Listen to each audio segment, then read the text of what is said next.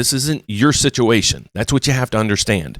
Okay, so the Federal Reserve, they control this rate right through here. Okay, this is normally kind of set about where inflation should be.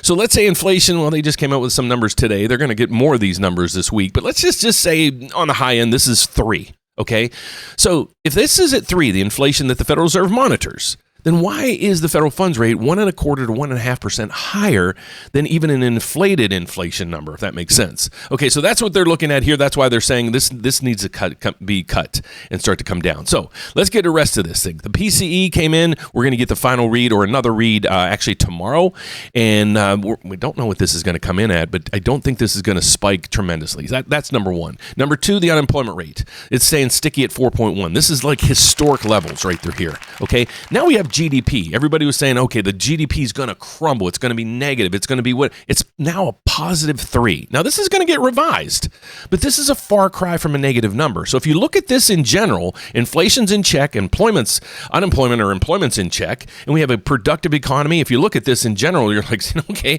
where's the problem? So that's the problem with this right here. The Federal Reserve saying, well, there is no problem, so why do we need to cut rates? Why can't we wait a little longer? Well, the longer you wait, the more interest accumulates, and it's going to cause, the national debt to grow even more, and then it's not helping the consumer. Okay, so that's the biggest issue that we have right now. We go over to the stock market. The stock market's completely flat right now, and it's going to be until the Federal Reserve's announcement and gives us their guidance. So don't look at the any of these indices to go really anywhere crazy.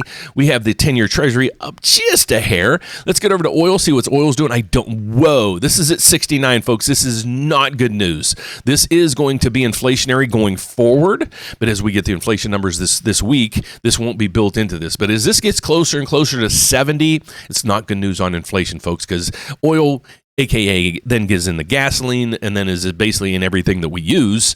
That's spiking right now. That's not a good sign there. Let's go over to cryptocurrencies just for kicks. It's down to 117. We just check this each day that we go through. Now let's get over to the bond market. Here's where we really need to focus in on.